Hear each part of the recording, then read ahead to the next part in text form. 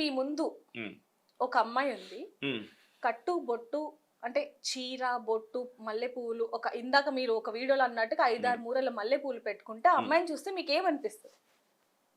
అంటే నా ముందంటే నేను ఎక్కడున్నాను అసలు తెలియాలి కదా. నేను చర్చిలో ఉన్నానా, లేదంటే పెళ్లిలో ఉన్నానా, పోలీస్ స్టేషన్ లో ఉన్నానా, కోర్టులో అంటే ఉన్నా, ఎక్కడ ఉన్నాను? మామూలుగా మీరు రోడ్డు మీద మనిషి వెళ్తుంటే మనిషి ఎలా ఉన్నదాన్ని బట్టి కాదు, ఆ ఇన్సిడెంట్, ఆ అకేషన్ ఏంటి. ఓకే, ఇప్పుడు ఈ మాట అంటున్నారు కదా, ఆ అకేషన్ ఏంటి అని చెప్పి, మరి అక్కడ ఎవరైతే ఇప్పుడు శాలెం రాజు గారు అన్నారో అక్కడ ఉన్న పరిస్థితి ఏంటి? చర్చ్ అది, చర్చ్. అంటే ఒకవేళ ఆయన చెప్పాలి అనుకుంటే ఇది నా సంఘం కాబట్టి మనం పెట్టుకోకూడదు అనే దాంట్లో ఉంది, అర్థం ఉంది. కానీ మల్లెపూలు పెట్టుకున్న వాళ్ళందరూ కూడా బజారు వాళ్ళతో సమానం అనేది ఎంతవరకు వాస్తవం అంటారు? ఎంతవరకు మల్లెపూలు పెట్టుకున్న వాళ్ళందరూ బజారు సంబంధులు అని ఉంటే ఆయన క్షమాపణ చెప్పాలి. కానీ ఆయన అలా అనలేదు. మా వాళ్ళు మల్లెపూలు కొనర్రా, పెట్టుకోరు, పెట్టుకోవడానికి బజారు సంబంధులు కాదు. దీంట్లో ఉన్నటువంటి భావం ఏంటంటే, ఆయన ఇంటెన్షన్ ఏంటంటే, ఇది చర్చ్, పర్టికులర్ గా ఇది నా చర్చ్, మా Pentecostal background church. Pentecostal background denomination ఏంటంటే బంగారు ఆభరణాలు వేసుకోరు, లిప్స్టిక్లు వేసుకోరు, జుట్టు విరబూసుకోరు, స్టైలిష్ డ్రెస్సులు వేసుకోరు, మెరుపులు ఉన్నవి అలాంటి డ్రెస్సులు వేసుకోరు. ఏమీ లేకుండా నిరాడంబరంగా మన శరీరం కనపడకుండా ఉండటానికి ఒక డ్రెస్ కావాలి, ఒక చీర కావాలి, ఒక షర్ట్, ఇంతే.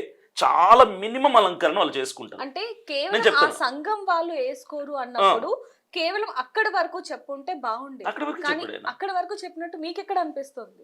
ఇప్పుడు ఒకటండి, ఇప్పుడు నేను ఇక్కడ మాట్లాడుతున్నా, నాకు తెలుసు ఏమని, ఇది ఒక బిగ్ టీవీ అనే ఛానల్ ద్వారా వరల్డ్ వైడ్ గా ఉన్న చాలా మందికి రీచ్ అవుతుంది, అవ్వచ్చు, అవ్వకుండా ఉండొచ్చు. కానీ నాకు ఇప్పుడు తెలిసింది ఏంటంటే, ఇది సర్క్యులేట్ అవుతుంది, పబ్లిక్ లోకి వెళ్ళిపోతుంది. ఇది నాకు తెలుసు కాబట్టి నేను పూర్తి కాన్షియస్తో జాగ్రత్తగా నేను మాట్లాడతా, ఎవరి మనోభావాలు దెబ్బతినకుండా నేను మాట్లాడతా. శాలెం రాజు గారు మాట్లాడింది ఆయన చర్చిలో మాట్లాడారు, ఆయనకు తెలియదు ఆ వీడియో బయటికి వెళ్ళిపోద్ది, అది గోటిగా నక్కల్లాగా కొంతమంది ఆయన ప్రసంగం 2-3 గంటల ప్రసంగం అంటున్నారు కాబట్టి ఆయన చర్చిలో మాట్లాడారు. మరి అలా ఆయన నిజంగా తప్పు మాట్లాడలేదు అన్నప్పుడు మరి బయటికి వచ్చి సమాధానం ఎందుకు చెప్పట్లేదు? ఎందుకు చెప్పాలి? ఇప్పుడు నేనే ఉన్నానండి ఆయన స్థానంలో, నేనే ఉంటే కూడా నేను కూడా రెస్పాండ్ అవును, రియాక్ట్ అవ్వను. అపార్థం చేసుకున్నారు, మీ బలహీనత అది, మీ తప్పది. మీరు తప్పుగా అర్థం చేసుకోవడం మీ తప్పు కాదంటారా? తప్పు అసలు అర్థం చేసుకోవడానికి లేదండి. ఆయన మాకు అర్థమయ్యాడు. శాలెం రాజు గారు క్రిస్టియానిటీలో చాలా మందికి మేలు చేసిన వ్యక్తి. ఆయన దగ్గరికి ఎమ్మెల్యేలు ప్రార్థనలు చేయించుకోవడానికి వెళ్తారు. ఆయన ఎవరికి హాని చేసినటువంటి వ్యక్తి కాదు.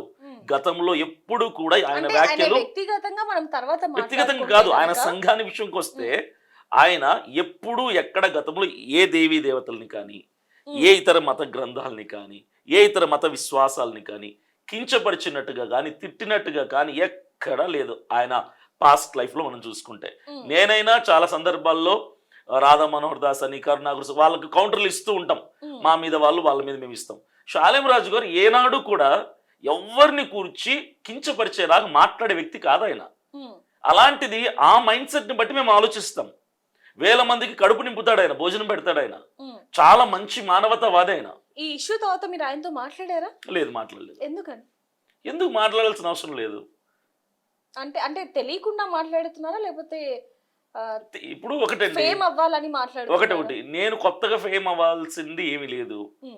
ఒక వ్యక్తి ఒక ఇష్యూ మీద మాట్లాడినప్పుడు ఆటోమేటిక్ గా ఫేమ్ వస్తుంది, పాపులారిటీ వస్తుంది, కాంట్రవర్సీలు వస్తాయి, శత్రువులు కూడా పెరుగుతుంది. అది ఆటోమేటిక్, అది రొటీన్ ప్రాసెస్. అది ఫేమ్ కోసం నేను మాట్లాడట్లా. నేను ఉన్నది ఉన్నట్టుగా నా క్రిస్టియన్ కమ్యూనిటీలో సంబంధించిన నా తోటి సహోదరుడు ఆయన, నేను మాట్లాడాలి కాబట్టి నేను మాట్లాడుతున్నా. ఆయన బయటకు వచ్చి సమాధానం చెప్పాల్సిన పని లేదు అన్నది నా వాదన.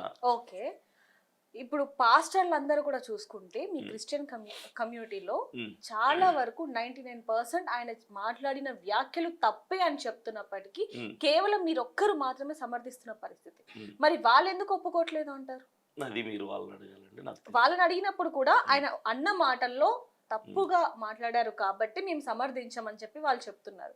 మరి మీకొక్కరికి ఎందుకని ఆయన అన్న మాటలు తప్పుగా అనిపించట్లేదు? ఇప్పుడు ఆయన మాకు అర్థమయ్యాడండి, ఆయన మాకు అర్థమయ్యాడు కాబట్టి మాకు అపార్థం అవ్వడు.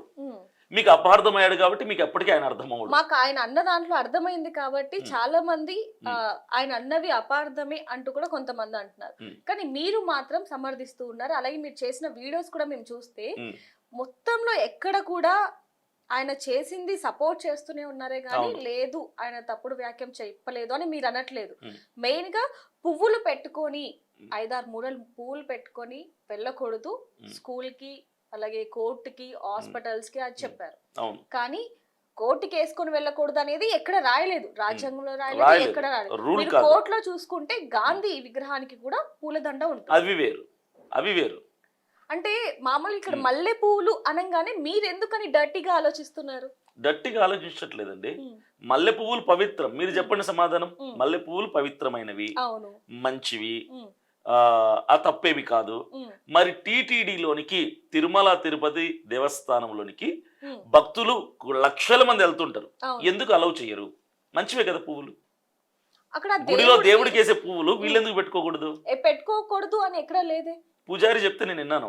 అక్కడ అర్చకులు, ప్రధాన అర్చకులు ఒక ఆయన మాట్లాడుతుంటే నేను విన్నా. వీడియో నా దగ్గర ఇప్పటికి కూడా ఉంది. మీరు తిరుపతికి ఎప్పుడైనా అంటే ఎవరైనా వెళ్ళేటప్పుడు చూసారా? పువ్వులు అక్కడ అమ్మరు అయితే నాకు చెప్పారండి. నా ఫ్రెండ్స్ వెళ్ళారు, అక్కడ పువ్వులు అమ్మరు. దేవుడి కోసం మాత్రమే, దేవుడి కోసం మాత్రమే వాడతారు అక్కడ. చెప్తాను, పువ్వులు అనేవి నేను గత వీడియోలో చేసినట్టుగా మీరు నా మీద ఒక వీడియో కూడా చేయడం జరిగింది. పువ్వులు అనేవి నిజంగానే పవిత్రమైనవి. ఏ శుభకార్యానికైనా వాడతారు. ముందుగా క్రిస్టియన్స్ కూడా శుభకార్యాలకి వాడతారు. మెయిన్ గా ఏంటి క్రిస్మస్ కి వాడతారు. చాలా మంది వాడుతూ ఉంటారు, ఫంక్షన్స్ కి, గృహప్రవేశాలకు, అన్నిటికి. పువ్వులు అనగానే ఒక పాజిటివ్ ఎనర్జీ అనేది వస్తుంది. అంటే దేవుడి దగ్గరికి తీసుకువెళ్ళి మనం అక్కడ పూజ చేసే ఒక వస్తువు లాంటివి అవి. అలాంటప్పుడు మరి టీటీడీలోకి ఎందుకు తీసుకువెళ్ళరు అనుకుంటున్నారు మీరు? చాలా మంది పెట్టుకుని వెళ్ళాం, మేము కూడా పెట్టుకుని గుళ్ళకి వెళ్ళిన సందర్భాలు ఉన్నాయి కదండి. కానీ అక్కడ ఉన్నటువంటి వాళ్ళ సిద్ధాంతం, నియమం ఏంటంటే అక్కడ పువ్వులు అమ్మనివ్వరు, మనుషులు పెట్టుకోవడానికి అమ్మనివ్వరు. నేను చూసినంత వరకు అయితే నా అనుభవంలో ఏ ఆడవాళ్ళు కూడా అక్కడ పువ్వులు పెట్టుకుని వెళ్ళరు. ఒకవేళ తీసుకెళ్ళినా దేవుడి కోసం తీసుకెళ్తారు తప్ప అక్కడ పువ్వులు పెట్టుకుని వెళ్ళరు. రెండోది, నేను కూడా గతంలో నా మీద కొన్ని కేసులు ఉంటే కోర్టులు చుట్టూ తిరిగిన వాడిని. కోర్టులో పువ్వులు పెట్టుకుని వెళ్తే అక్కడ జడ్జిని అవమానపరిచినట్టు. ఎందుకంటే అలంకరణ తక్కువ, మినిమం డెకరేషన్ తో వెళ్ళాలి అక్కడికి.